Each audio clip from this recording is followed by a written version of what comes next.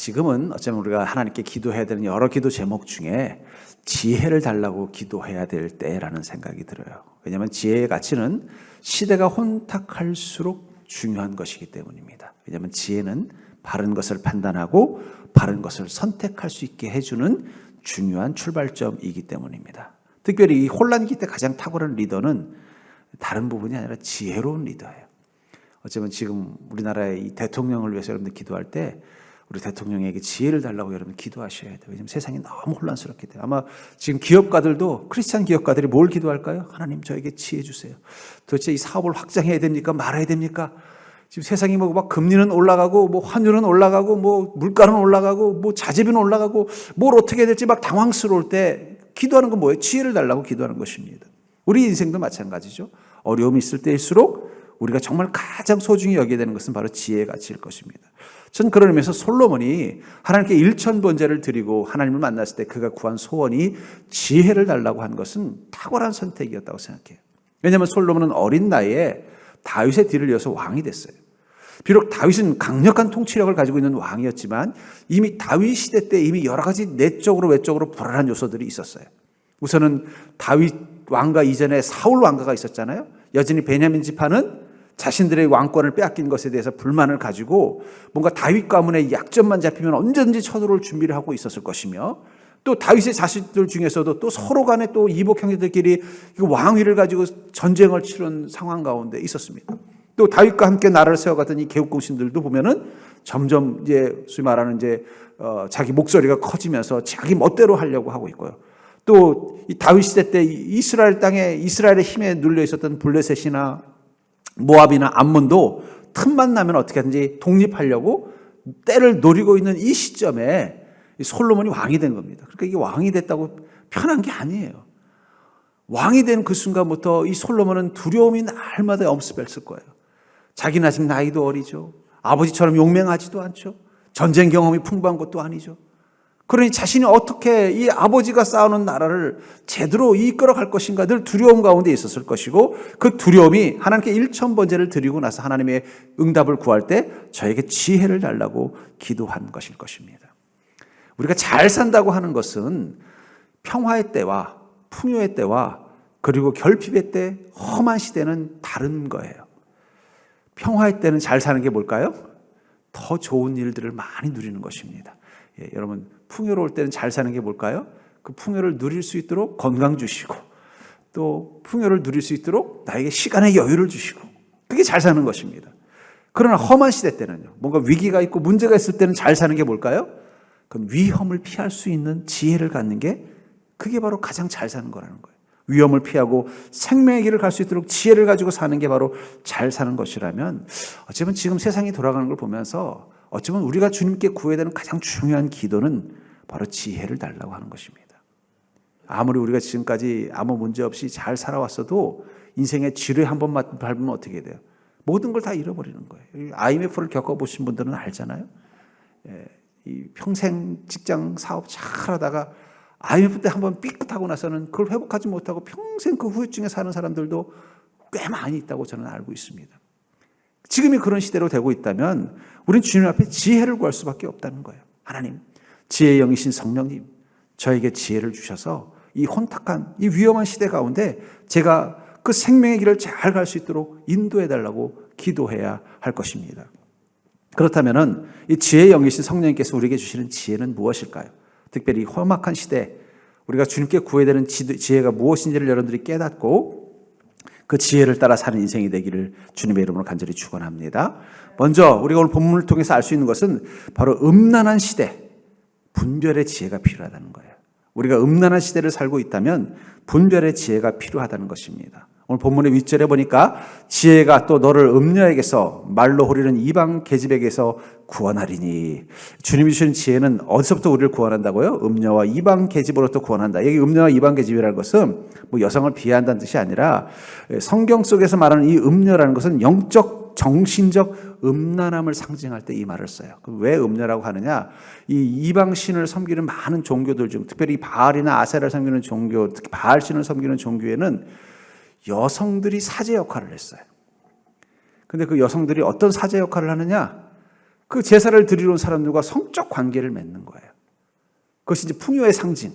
그렇게 해서 성적 관계를 맺어서 뭐가 좀 잘 되면은, 올해 잘 될 겁니다. 마치 점을 보듯이. 그런 식의 어떤 음란함이 그런 어떤 종교와 연결되어 있던 시절이었기 때문에 이 음녀라는 것은 그냥 어떤 성적으로 문란한 어떤 여성을 의미하는 게 아니라 음란한 신 앞에 소위 말하는 영향을 받는 인생을 상징하는 것입니다. 그렇기 때문에 여기 성경 속에서 말하는 대본의 음녀라는 것은 우리가 생각하는 지금의 어떤 성적인 타락이라는 개념보다는 영적인 혹은 정신적인 타락을 의미할 때 이 말을 많이 써요.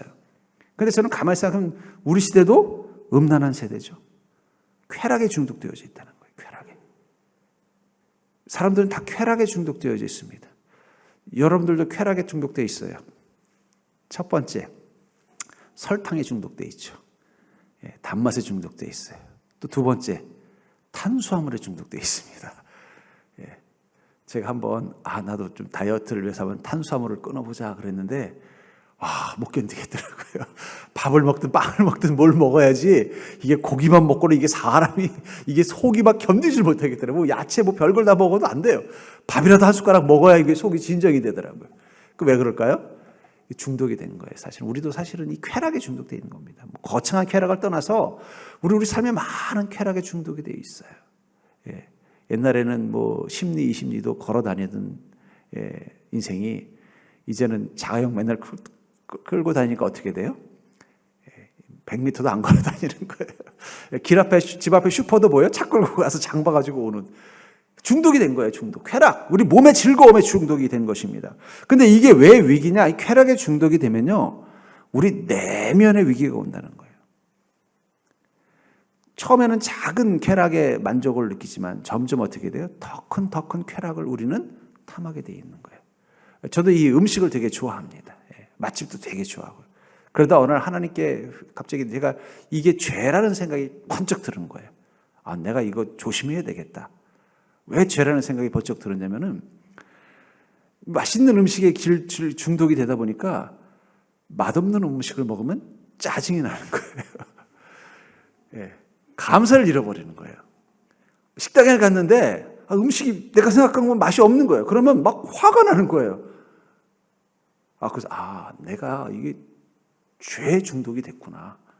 그래서 그다음부터는 가끔씩 여전히 맛있는 걸 좋아하지만 일부러 스스로 이렇게 하나의 결정을 합니다. 예를 들어 밥을 먹으러 간다면 오늘은 조금 내가 가지고 있는 이 쾌락 중독에서 벗어나야 되겠다 해서 어떻게 하냐? 무조건 처음 눈에 띄는 식당에 들어가겠다. 어디 갔을 때. 거기가 맛있는 식당이든 맛없는 식당이든. 그리고 가요. 가면 아니라 다를까? 역시 맛이 기대한 것보다 못해요. 그래도 어떻게 해요? 먹어요. 그냥 먹다 보면 또 괜찮은 거예요. 그리고 나서 또 맛있는 거 먹으면 더 맛있어집니다. 그러니까 우리가 사실은 많은 쾌락에 중독이 돼 있다면은 어떤 문제가 있냐면 우리 안에 정신적인 가치, 선함이나 영적인 세계나 정신적인 고귀함에는 관심 없고 우리 육체의 즐거움을 주는 것에만 모든 관심을 갖게 된다는 거예요. 특별히 우리 젊은 세대들은요, 육체의 즐거움에 대한 관심도가 무척 높은 세대가 됐어요. 그러다 보니까 어떤 문제가 있어요? 정신적인 가치, 영적인 가치에 대해서는 관심이 없는 거예요. 그런 것에 내 시간과 에너지와 마음을 쏟는 것을 왠지 내가 이 시대에 맞지 않는 마치 그 구닥다리 같은 느낌이 드는 그런 마음이 생기니까 자꾸 어떻게 해요? 그냥 내 또래들이 좋아하는 어떤 육체적인 만족이나 즐거움 속에만 모든 에너지를 쏟는 거예요. 교회에서 우리 교회는 안 하면 특별 새벽 예배 나오라면 한 번도 안 나오는 우리 청년들이 신상 나오는데 그게 한정판이라고 그러면은 전날 밤 10시부터 가서 밤새도록 텐트 치고 줄을 설 수 있는, 근데 그 열정을 주님을 만나는 데는 쓰지 않게 되는 그리스도인들이 만들어진 시대가 됐다는 거예요. 그게 뭐라는 거예요? 우리가 쾌락에 중독된 시대라는 거예요. 근데 중요한 건 사탄은 우리가 쾌락에 중독되는 그 순간부터 우리를 조종하고 지배할 수 있게 되는 것입니다. 창세기 3장 1절에 보면은 그런데 뱀은 여호와 하나님이 지으신 들짐승 중에 가장 간교하니라. 뱀이 여자에게 물어 이르되 하나님이 참으로 너에게 동산 모든 나무의 열매를 먹지 말라 하시느냐. 마귀가 뱀으로 변장을 해서 아담과 하와를 유혹할 때 어떻게 유혹해요? 너 하나님께서 그 말하신 거 정말로 먹지 말라고 했니? 왜 그렇게 했는지 아니? 하나님께서 너에게 거짓말을 한 거야 하면서 하나님을 의심하게 만듭니다. 그렇게 만들고 나자 선악과가 아담과 하와의 눈에 어떻게 보였다고 말하고 있어요?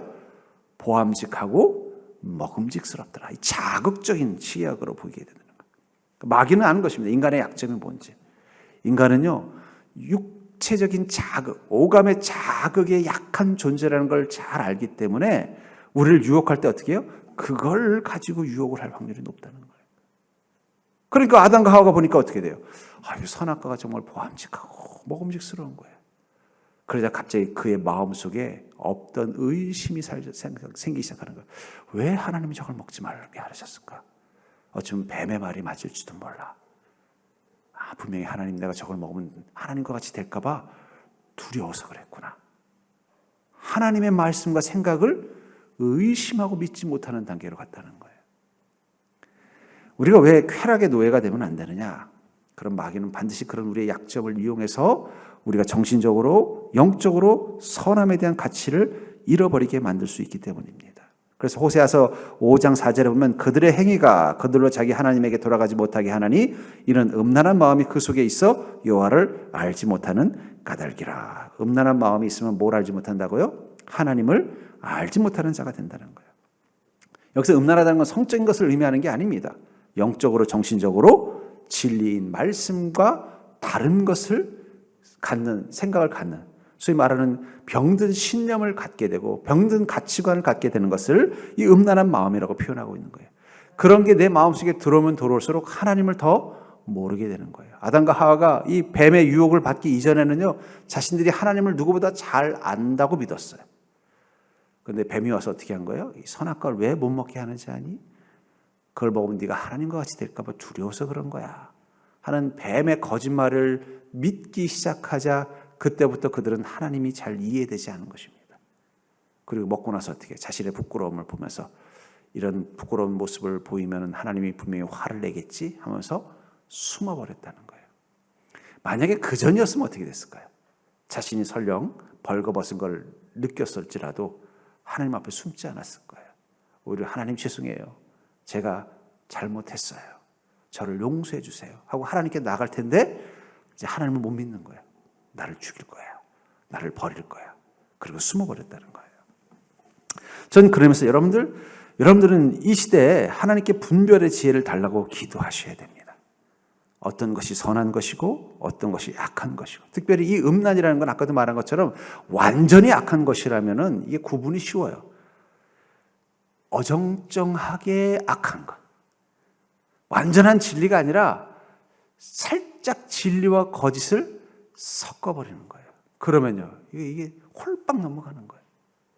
요즘 보이스피싱이 발전해가지고 요즘은 아예 전화번호가 내가 가까이 아는 사람의 전화번호로 뜬대요. 떠서는요, 문자도 오면서 카톡도 내가 아는 사람 카톡으로 떠서 아무개 씨 아니면 엄마 나 지금 갑자기 돈이 필요한데 전화가 안 되거든, 뭐 이리로 보내줘. 그러면요, 우리 속을 수밖에 없어요. 왜냐하면 눈에 분명히 우리 아이 이름으로 되어 있는 카톡에서 뜨니까 우리 아이인 줄 아는 거예요. 이제 해킹을 해서 그렇게 한다. 홀빵 넘어가는 거예요. 음란이 그렇다는 것입니다. 세상에는요, 정말 이건 정말 아니다, 이런 거짓된 진리가 있으면은 그건 쉽죠. 근데 이게 선한 건지 아닌지 이 구분이 애매한 것들이 점점 우리 삶 가운데 많아진다는 거예요. 그 속에서 우리는요, 어떻게 하면 생명의 길을 가는가? 내가 분별할 수 있는 지혜를 달라고. 특별히 우리 육체적인 욕망, 이 소욕, 이 쾌락에 끌려가는 우리 본능을 이용하는 마귀의 그 유혹 앞에서 우리가 분별할 수 있는 하나님의 뜻과 진리가 무엇인지를 분별할 수 있는 지혜를 달라고 여러분들 날마다 기도하셔야 된다는 것입니다. 두 번째로 성령께서 우리에게 주시는 지혜는, 참된 지혜는 의인의 길을 볼 수 있는 지혜라고 말하고 있어요. 참된 지혜는 의인의 길을 볼 수 있는 지혜라고 말하고 있습니다. 본문 20절에 보니까 지혜가 너를 선한 자의 길로 행하며 또 의인의 길로 지키게 하리니, 지혜가 우리를 어디로 인도한다고요? 성령이 주신 지혜는 우리를 선한 길로 행하게 만들며 의인의 길을 지키게 만들어준다라는 거예요. 위험한 사회가 된다는 것은 살 길과 죽을 길이 나눠져 있는 세상을 사는 것입니다. 그래서 살 길인 줄 알고 갈았더니 죽을 길이 됐을 때 우리는 위험한 세상을 산다고 하죠. 저는 이 성수대교 무너질 때 바로 그 대교 앞에 있는 앞에 있는 어떤 학교에서 좀 공부를 하고 있었어요. 그래서 그날도 아침 일찍 학교에 가가지고 아침밥을 그 동네 근처의 분식점에서 먹고 있는데 갑자기 뉴스가 나오는 거예요. 성수대교가 무너졌다고. 깜짝 놀랐습니다. 제가 거기도 이렇게 자주 왔다 갔다 했던 버스 타고 지나다녔던 길인데 그 길이 그렇게 무너질 거라고는 한 번도 상상을 해본 적이 없어요. 그렇게 무너질 거라고 한 번도 상상을 해본 적이 없어요. 또 제가 살았던 이 목동이라는 곳은 지금은 아주 부자 동네, 잘 사는 동네지만 옛날에는요 그렇게 잘 사는 동네가 아니었습니다. 그래서 여름에 장마철에 비만 오면요 제일 먼저 물에 잠기는 동네 중에 하나가 바로 목동이었어요. 그런데 가끔씩은 보면은요 홍수가 얼마나 많이 온 데는 갑자기 뚝이 무너질 때가 있어요. 그럼 난리가 나는 거예요. 그러니까는 예상도 못했다가 막 뚝이 무너지고 나면요 막 물에 잠겨가지고 막 난리가 나는 걸 보면서 걱정들을 하는 거죠. 야, 비만 오면 걱정하는 거야. 어떻게 되나? 우리가 세상이 위험하다고 느끼는 것은 우리가 사는 인생에 죽을 길, 위험한 것도 있기 때문입니다. 근데 보면 이게 잘 사는 인생이 어떤 인생이냐? 길을 잘 보는 사람이 인생 잘 살아요. 살 길을 잘 찾는 인생. 위험한 길을 피할 수 있는 눈을 가진 사람이 잘 살다라는 거예요. 그 길이라는 게 뭐예요? 결국 길이라는 것은 단순한 도로만을 뜻하는 게 아니죠. 친구를 잘못 사귀어서 불행해진다든지 직업을 잘못 선택해서 어려움을 겪으면 뭐라고 말해요? 저 사람 길을 잘못 들었다 그러잖아요. 그러니까 우리가 살아가는 방법에 있어서 그 방법을 길이라고 표현한다면은 잘 되는 길이 있고 못 되는 길이 있어요. 직업을 하나 선택하더라도 직업을 잘 선택한 사람은 자기가 가지고 있는 역량이나 기회보다 더 잘 되고요. 또 직업을 잘못 선택하면은 또 그것 때문에 남들보다 더 열심히 노력해도 고생하는 경우도 많다는 거예요. 그러니까 우리는 늘 어떻게 해야 돼요? 뭔가 잘 되는 길, 잘 되는 방법, 잘 되는 때를 찾느라고 애를 씁니다. 근데 문제는 이게 잘 되는 길인지 잘못되는 길인지 살 길인지 죽을 길인지가 이게 구별하기가 쉽지 않을 때가 인생이 너무 많다는 거예요. 얼마 전에 왜 우리나라에 막 주식 붐이 일 때가 있었잖아요. 또 코인 붐이 막 일 때 있었잖아요. 그 제가 유튜브를 보니까 막 갑자기 유튜브에 주식 투자에 관한 유튜브가 그렇게 많이 뜨더라고요. 그래서 웬 갑자기 이렇게 주식 투자에 관한 유튜브 보니까 어떤 젊은이가 자기가 단타라기 하더라고요. 매일매일 이제 주식 해가지고 그걸 옆에서 막 찍어서 보여주는데 막 자랑을 하고 이번에 오늘 1,000만 원 벌었다고 막. 근데 막 조회수가 막 몇십만, 몇백만인 거예요. 그래서 내가 이걸 보면서 그랬어요. 야, 이걸 보는 젊은 사람들은 다 이 사람 따라하려고 하겠구나. 근데 얼마 안 있다가 그냥 주식이 어떻게 돼요? 황당한 거예요. 걱정이 되더라고요. 그거 보면서 야, 이게 살 길이구나 생각하고 그 사람 따라했던 사람들은 지금 어떻게 됐을까? 아마 난리 났을 거예요. 그렇죠? 말을 못하고 엄청난 피해를 당했을 거라고. 그러니까 이게 인생이, 그러니까 이게 유튜브를 보면서 야, 이게 살 길인 줄 알고 따라갔는데 그게 죽을 길이 되는 경우도 있다는 거예요. 그만큼 인생의 그 길은 살 길인지 죽을 길인지 이거 알면 누가 죽을 길로 가겠어요? 누가 망할 길로 가겠어요? 다 잘 되는 길로 가죠. 그렇죠? 옆에 있어도 모르는 거예요.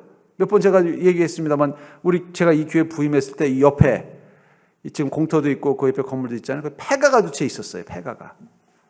너무 보기 흉했어요. 그래서 내가 이거 너무 교회 옆이 너무 지저분해서 그냥 제가 기도했습니다. 주님, 이 폐가 좀 없어지게 해주십시오. 그때 제가 기도를 잘못했어요.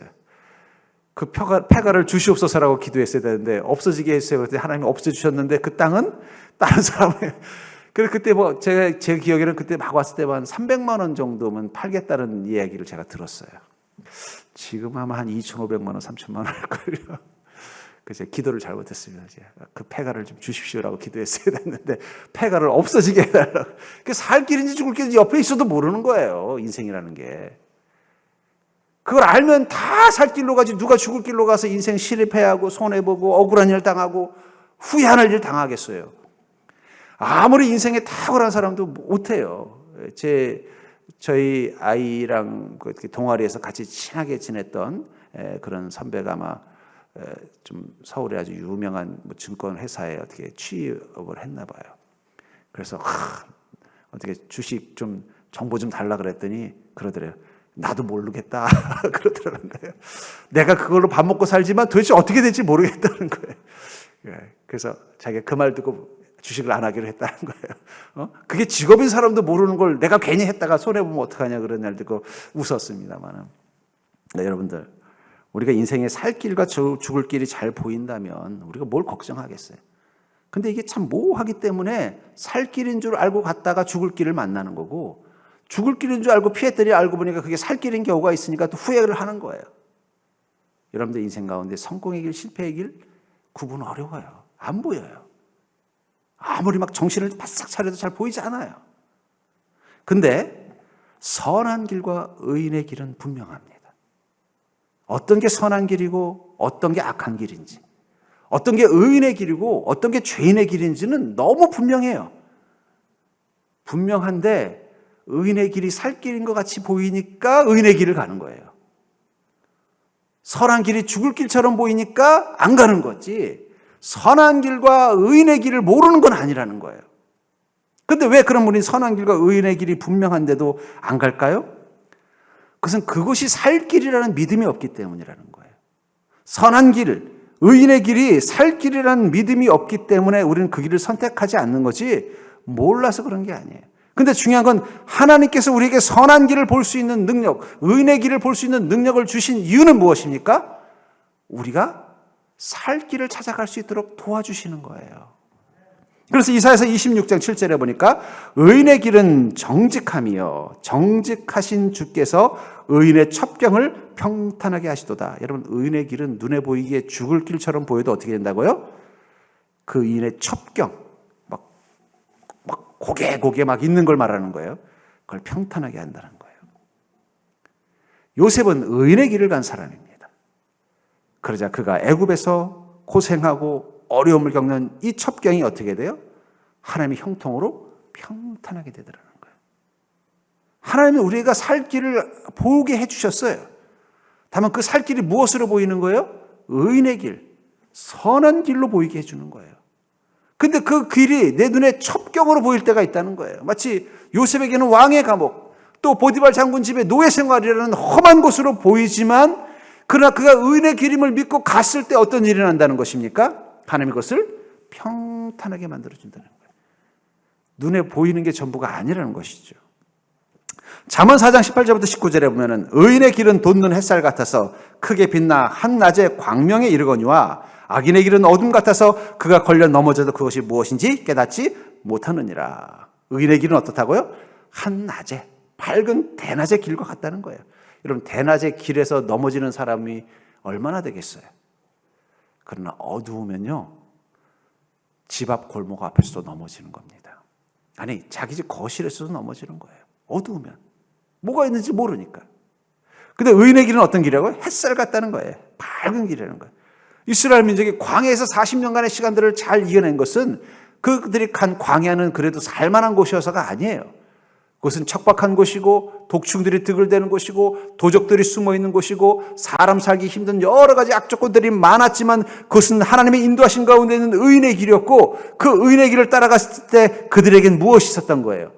어둠을 밝히는 하나님의 불기둥이 있었고, 뜨거운 때 앞에서로부터 그들이 일사병에 걸리지 않도록 지켜주는 하나님의 구름 기둥이 있었으며, 바싹 말아서 물 한 모금 나오지 않는 그 척박한 땅 위에 하나님께서 반석의 물을 내시는 은혜가 있었고, 그들이 먹을 것이 다 떨어져서 굶어 죽을 수밖에 없는 심각한 그런 상황 한가운데서 하나님께서 만나와 메추라기를 공급해 주신 거예요. 왜 그렇습니까? 그들이 광야길을 가고 있지만 의인의 길을 가고 있었기 때문이라는 거예요. 저는 그런 의미에서 여러분들 잘 되는 길을 찾으려고 애쓰지 마시길 바랍니다. 그건 찾아도 잘 안 보입니다. 평생 인생을 살아도 잘 안 보여요. 잘 되는 길인 줄 알고 갔다가 잘못된 길일 때도 있고, 이것이 복된 길인 줄 알고 갔다가 그곳에서 화를 당할 수도 있는 게 인생이라는 거예요. 그렇다면 차라리 의인의 길을 선택하십시오. 선한 길을 선택하십시오. 하나님께서 하신 약속을 믿고 한번 의인의 길을 가자고요. 우리 젊은이들 특히 유혹이 많은 세대잖아요. 유혹이 많은 시대예요. 유튜브에서 보면 별의별 유혹들이 많고 그렇게 하면 될 것처럼 보이고, 그러나 그럴수록 어떻게 해요? 의인의 길을 가는 게 중요해요. 하나님의 말씀이 원칙이 돼서 한번 살아봐요. 하나님께서 보시기에 선하다고 생각하는 것을 따라서 살려고 노력해 보십시오. 그러면 설령 눈앞에는 그때 말씀대로 살면 내 인생에 첩경 험한 일이 기다리고 있는데 라고 느끼겠지만, 주님의 말씀을 믿는 믿음 가지고 가면 그것이 어떻게 된다고요? 평지로 바뀌는 것을 느끼게 된다는 거예요. 도저히 그곳에 가면 하나님 말씀대로 살면 내 인생의 광야를 경험할 것 같이 느껴졌는데, 그 말씀 믿고 가면 어떻게 된다는 거예요? 그곳에서 만나와 메추라기와 반석의 물과 구름 기둥과 불 기둥을 경험하게 된다는 것입니다. 하늘의 복이 준비된 길을 경험하게 된다는 거예요. 전 그런 의미에서 참된 지혜를 가진 사람은 의인의 길을 볼 수 있는 지혜, 그리고 그 의인의 길을 따라 갈 수 있는 지혜를 가진 자라고 믿습니다. 세 번째로 지혜의 영이신 성령님께서 우리에게 주시는 지혜는, 최고의 지혜는 하늘에서 땅을 보는 지혜라는 거예요. 절대 해볼까요? 최고의 지혜는 하늘에서 땅을 보는 지혜다. 본문 21절과 22절에 보면은, 본문의 21절과 22절에 보면은, 대저 정직한 자는 땅에 거하며 완전한 자는 땅에 남아 있으리라. 그러나 악인은 땅에서 끊어지겠고 간사한 자는 땅에서 뽑히리라. 정직한 자는 어떻게 된다고 말하고 있어요? 땅에 거하며 완전한 자는 땅에 남아 있다. 땅에 거하고 땅에 남아 있다는 건 살아남는다는 뜻입니다. 승리한다는 뜻이에요. 생존한다는 뜻이에요. 여러분들 이 들녘에 가보십시오. 주인 있는 밭에서 이 봄, 여름, 가을을 지나고 끝까지 남아있는 건 뭘까요? 주인이 심어놓은 곡식들이나 혹은 식물들일 것입니다. 왜 그럴까요? 거긴 주인이 봄에 그 씨앗을 그것만 심어서 그럴까요? 아니에요. 벌써 심기도 전에 땅속에서 뭐가 나와요? 잡초들이 막 올라옵니다. 그리고 잡초들은요, 이 먹을 수 있는 식용식물보다 생존력이 얼마나 강한지 다른 식물들을 다 죽이면서 자라요. 근데 어떻게 가을이 되면은 그 주인이 심어놓은 뭐 고추든 뭐 오이든 이 토마토든 이것들만 잘 자랄까요? 주인이 어떻게 하기 때문이에요? 솎아내기 때문이라는 거예요. 이 땅의 주인은 하나님이십니다. 이 우주라는 밭을 경작하시는 분은 하나님이세요. 하나님께서 말씀을 통해서 여러분들을 이 땅 가운데 심으신 겁니다. 그럼 여러분들이 어떻게 되기를 원하시겠어요? 잘 자라서 복된 열매를 맺도록 하실 겁니다. 그러려고 하면 마귀는 옆에서 계속 가라지처럼 와서 어떻게 해요? 우리 옆에서 쑥쑥 자라서 우리에게 시험과 환난과 곤란을 통해서 우리의 인생을 자꾸 죽이려고 할 거예요. 하나님 그건 놔두지 않는다는 거예요. 반드시 어떻게 해요? 뽑아버린다는 거예요. 우리 그 원리를 깨닫는다면 우리 인생을 볼 때 무엇을 봐야 되겠어요? 이 땅만 봐서는 모른다는 거예요. 하나님의 계획과 뜻을 보는 게 중요하다는 거예요. 그 보이스카웃이나 걸스카웃이 이 야외에서 어떤 생존하는 훈련을 받을 때 그런 걸 한다는 얘기를 들은 적이 있어요. 숲속에서 길을 잃으면 높은 곳으로 올라가라. 나무 위든 바위 위든 높은 곳에 올라가서 내가 있는 위치와 어디 쪽으로 가면은 사람들이 있을 만한 곳인지를 보고 그 다음에 내려와서 길을 정하라는 말이 있어요. 그냥 무조건 당황해가지고 가면은 더 위험해질 수 있다. 그래서 높은 곳으로 가라는 거예요. 저는 인생도 그런 것 같아요. 우리가 인생의 길을 잃어버리고 인생의 방향을 잃어버릴 때 이 땅에서 살아남고 이 땅에서 뭔가 이 길을 잃어버린 자처럼 멸망하는 게 아니라 승리할 수 있기 위해서는 가장 중요한 건 뭐냐면 내가 길을 잃어버린 그 자리에서 자꾸 뭔가 허둥지둥 될 게 아니라 높은 곳으로 올라가야 돼요. 그 높은 곳으로 올라간다는 게 무엇일까요? 그 이 땅의 주인은 하나님이 이 인생을 어떻게 바라보시는가 하나님의 마음이 되어보는 게 중요한 거예요. 제가 이 고등학교 때 보면은 제 짝꿍 중에 아주 공부를 잘하는 녀석이 있었어요. 뭐 저도 아주 못한 건 아니지만 걔보다 잘하기는 정말 힘들더라고요. 그래서 늘 약간의 경쟁심이 생겼어요. 아니 얘가 나보다 그렇게 열심히 공부하는 것 같지 않고 비슷하게 하는데 왜 성적의 차이가 날까? 내가 한번 물어봤어요. 너는 왜 이렇게 공부를 잘하니? 그랬더니 쓱 저를 보면서 웃으면서 그런 거 열심히 둘 다 문제를 풀고 있었는데 너 이거 문제 풀 때 이런 생각해 본 적이 있냐는 거예요. 이걸 선생님이 문제로 낼까 안 낼까? 또 그런 생각해 본 적이 있니? 그러는 거예요. 그러니까 생각해 보니까 그런 것 같아요. 그냥 저는 열심히 문제를 풀었지 이걸 선생님께서 시험지에 낼까 안 낼까를 생각해 보면서 열심히 풀어본 적은 없어요. 자기는 문제를 풀 때 그 생각을 한다는 거예요. 이건 선생님이 반드시 낼 것 같다. 그럼 그건 하다못해 토시 하나도 틀리지 않고 달달달 외운다는 거예요. 이건 선생님이 안 낼 것 같다. 그러면요, 그건 그냥 대충 지나간다는 거예요. 그러니까 어떻게 나중에 시험 보면 그게 결국은 성적의 차이에 큰 영향을 주더라는 거예요. 인생도 그렇습니다. 우리 인생의 문제 가운데 있을 때 하나님께서 이것을 어떻게 바라보시고 어떻게 행하시기를 원하실까를 한번 생각해보고 우리 인생을 바라보는 건 되게 중요한 거예요. 왜냐하면 이 땅의 주인이 누구예요? 하나님이시기 때문이에요. 하나님은 하나님의 말씀으로 심어진 자를 복되게 하시지 가라지같이 들어와서 죄된 마음 가지고 사는 인생을 절대로 복되게 하지 않습니다. 저는 그런 믿음의 확신이 있습니다. 당장은 뭔가 가라지들이 쑥쑥 자라니까 그들이 승승장구할 것 같지만 세월이 지나고 인생이 지나서 모든 것을 통합적으로 보면은 결국 그들은 땅에서 뽑혀나가는 걸 보게 된다는 거예요. 그래서 우리 주기도문에도 이런 말이죠. 뜻이 하늘에서 이루어진 것 같이 땅에서도 이루어지다. 저는 이 주기도문을 역으로 생각해 보면 땅에서도 이루어지는 모든 일들은 이미 하늘에서 하나님의 뜻이 이루어졌기 때문에 이루어진다는 거예요. 그 패션을 좋아하는 사람들은 일부러 자기 돈을 내고 저 프랑스 파리에서 하는 패션쇼를 간대요. 자기 돈으로 간다는 거예요.